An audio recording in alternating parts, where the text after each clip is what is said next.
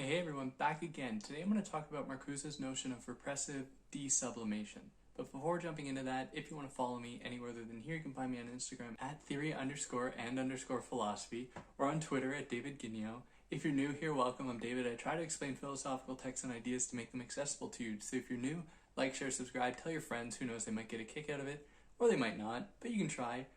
If you found this on YouTube, you're going to be able to find it in podcast form, where there shouldn't be any ads on pretty much any podcast platform. If you found this in podcast form, you're going to be able to find the video on YouTube if you're into that at all.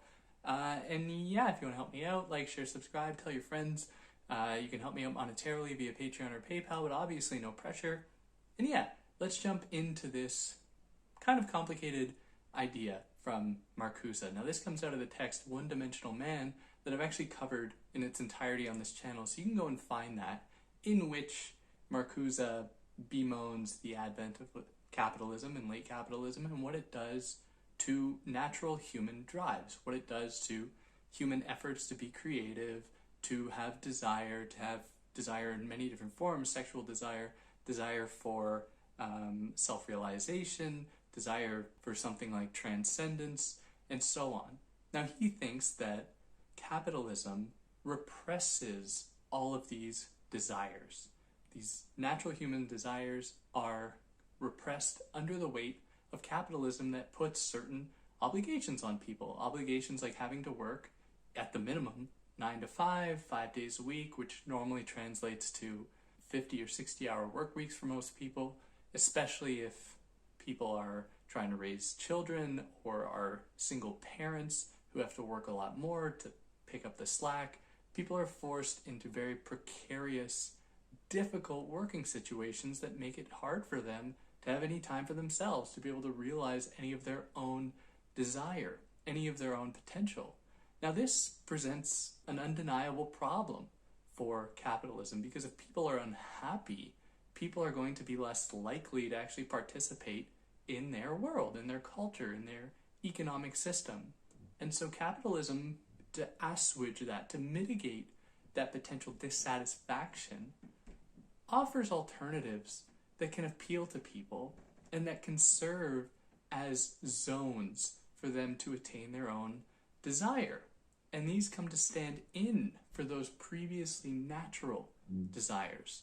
So instead of expressing yourself creatively through music or through art, instead you might express yourself in your marketability. Instead you might express yourself in your work ethic.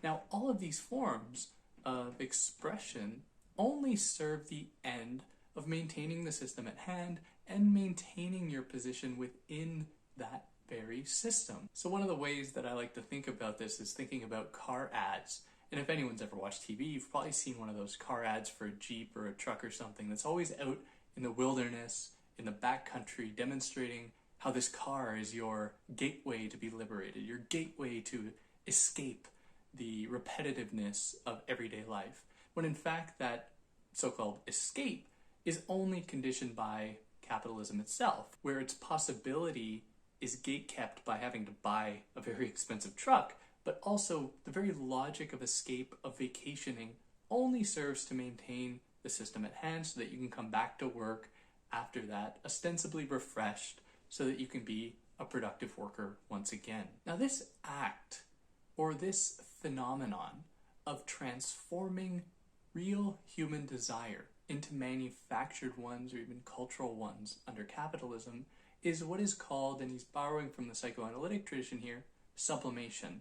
Sublimation is when things not actually associated with human desire comes to contain the energy of that desire and be a site for the attainment of that desire. So when natural human expression or creativity gets transformed into one's work ethic, that desire for creativity has been sublimated into a socially acceptable and, in the case of capitalism, productive form of expression, which just turns into labor. Now Marcuse calls these false needs, and there is a risk that they will become associated with liberation.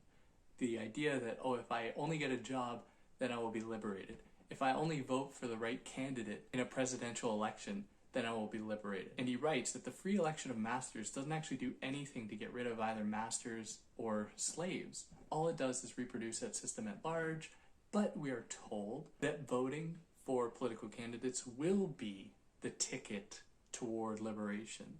Of course, it just hides the fact that corporate interest is very difficult to actually keep at bay, and that politicians have very little sway over what corporations can actually do. And they have very little power to overturn the underlying mechanisms of capitalist exploitation that Marcuse is squarely focused on. Now, there is another risk presented here. Not just the risk that people will come to associate sublimated desires with desire itself. There's also the risk that people will be actually dissatisfied with these sublimated desires and will seek to desublimate themselves. And they might do this in, for Marcuse, an incorrect way. So that might look like, for example, somebody trying to liberate themselves from the deleterious effects of working life, of monogamy, of the nuclear family on their sexual desire. And so in order to desublimate themselves, they turn to something like pornography, which is only another repressive enterprise in which to invest your energy.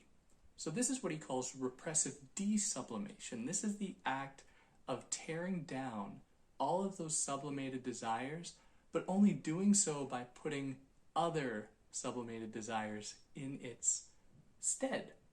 So another way to think about this would be like, if work life is considered to be mundane, you recognize it to be false desire or a false expression of one's creative capacities, but you replace that with instead obsession with a sports team, where a sports team comes to stand in for who you are, or a philosopher comes to stand in for who you are, for example, and you invest all of your energy into that. What that will end up doing is just keep you within a cycle of distancing yourself, from realizing your own potential, realizing your own desire, and just investing it somewhere else, and keeps that system going without actually proposing any radical alternative to it, without actually attaining any degree of liberation that is going to be meaningful in the long run. So repressive desublimation is just that act of trying to escape a repressive situation by replacing it with another repressive situation or with other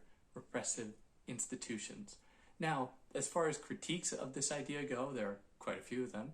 What are these natural human desires? What do they actually look like? What is natural sexual desire or desire for creativity? Is art, in the way that Marcuse thinks about it, actually a site for liberation? Given the history of art's placement alongside bourgeois culture, it's important to ask how it actually works as a site of liberation.